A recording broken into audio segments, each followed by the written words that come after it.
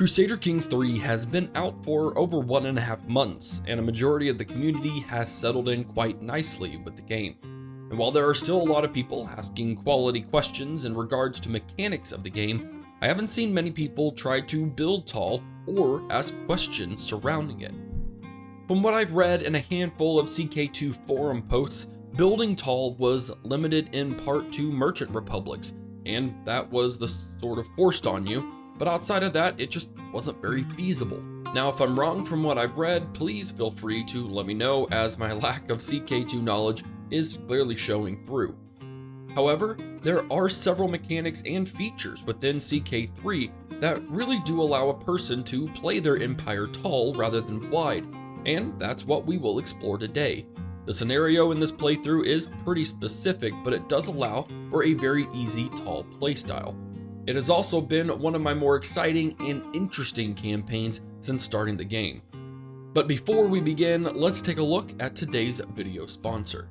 Today's video is sponsored by DISPLATE. DISPLATE takes the idea of typical posters and flips it on its head by providing high quality metal posters of your favorite designs. Installation is incredibly simple. It uses a drywall friendly adhesive with a magnet mount to your poster, meaning no damage to your walls.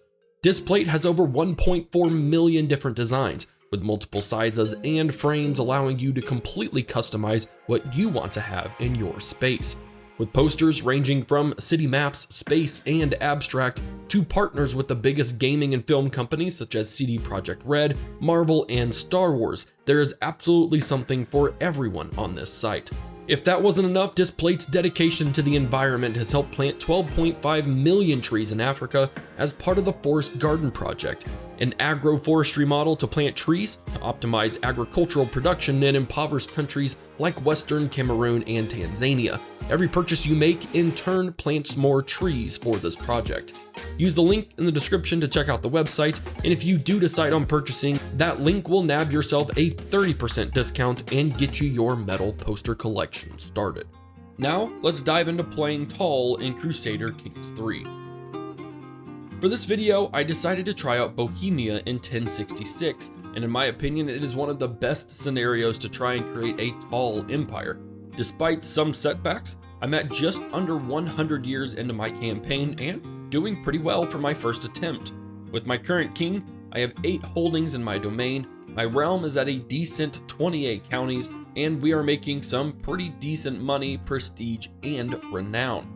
In terms of military strength, at full capacity my army can field almost 13,500 men, with about 3,000 of those various men-at-arms.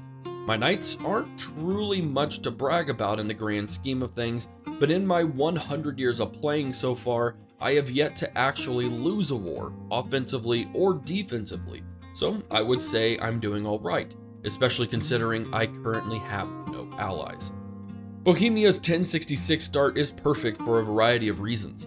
First, you are under the protection of the Holy Roman Empire, and although that doesn't often mean much, in this campaign, I was able to ally with him on top of being his vassal, giving me crucial military support to fend off Hungary and Poland. My various rulers were all able to be on his council as well, which gave me boosts in several areas as a marshal, as a spy master, as a chancellor, and as a steward. These events allowed me to build my own infrastructure to the point where I could push an independence claim by myself, and, should it have come to it, match his army strength without calling on any allies I had. Luckily, he simply let me go, so a war was avoided. Another aspect of Bohemia is its terrain, and this is almost purely from a military strategy standpoint. Bohemia is flanked by mountains on 3 sides, with the east giving way to less hilly terrain. Any defensive wars were thus much easier to defend, as nearly all of my castles had advantages for being in rough terrain against any attacking army. The last 2 big advantages are its starting succession laws, which we'll get into in the next section, and the Kutna mine. Yes, this single building is largely responsible for my choice start position, as it gives you +3 gold right off the bat with some serious hefty upgrades, giving you quite the leg up from the surrounding areas, in turn allowing me to steamroll my building process much earlier.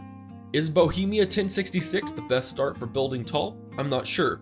But for those that want to try, I highly recommend giving it a go, as it's working out well so far and I'm less than 1/4 of the way through the technical end of the game. With my current campaign out of the way, I'll spend the rest of the video explaining the few mechanics that work best to play the tall game. Succession laws are not something I've spent too much time looking over, even 250 hours into the game, but for many obvious reasons they are very important to understand. Most factions in CK3 are locked into the multiple heir succession laws, which means that on the death of the current ruler, land is split between all eligible heirs, with priority given to the direct heir. The biggest problem with this law system is that you are always going to lose domain titles on succession. There's no real way around it. However, the single realm heir succession laws give all of your ruler's titles from empire to county to one single heir. This system ensures that you will hold on to all of your domains on the death of your current ruler, barring any stewardship skill differences that lower your domain limit, and it also means that any building investment you put into your counties will remain yours to further invest into. Out of the 3 single heir succession laws, it makes the most sense to have primogeniture, giving your oldest child all the titles.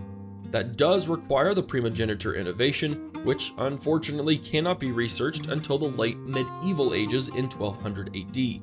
This is another reason why a 1066 start date is preferable for a tall empire, since you are just that much closer to being able to research the required innovation to gain the best succession law type. Bohemia unfortunately has house seniority, as I assume any other single heir system will have at the start, where the oldest member of your house inherits all titles. This is one of the most unstable succession law types in the game, as it pretty much guarantees that your succeeding ruler only has a couple of decades of life left once he gains the throne. In my time playing, I believe I've been through 7 or 8 successors, which creates quite the chaotic campaign considering that none of them were killed, they all literally died of old age. The best benefit is that, as mentioned, my rulers gain most, if not all, of the domains I've invested in. I've talked about this a few times throughout my various tutorials, but development plays a very large part to building tall. For every 1 development in a county, you receive a 50% increase in both taxes and levies. So a county with 30 development sees a 15% increase in their levy and tax contribution. Development spreads to the surrounding counties as well at a rate of 10% of the difference in development points, meaning that a county with 7 less development than its neighbor sees an increase of 0.7 development every month. It's generally best to develop your own capital domain, although there will always be exceptions to this. You can boost development in a handful of ways. The increased development task via your steward, which should always be used instead of the 2 other tasks. Certain buildings, like the guild's building chain or the manor houses chain, will boost growth a decent bit, and certain innovations can as well. To effectively play tall, you should have quite the list of modifiers that are going on in about all of your domain's development growth systems. There is one small note when it comes to development, and it's also very relevant to your increased development task. Your counties are to an extent limited to how quickly they can grow, and it is tied to your innovations. The early medieval period is limited to 35 development, for example, and if you've forgotten about your steward's development task in a capped out county, he or she is doing absolutely no good there and should be moved. It's something you'll need to keep an eye on consistently as you play, so just a heads up. This may seem extremely obvious, but the holdings and buildings in your domain are the lifeblood of building tall in CK3. There are a wide variety of buildings in the game at launch, and like each holding type, they have their advantages to different playstyles.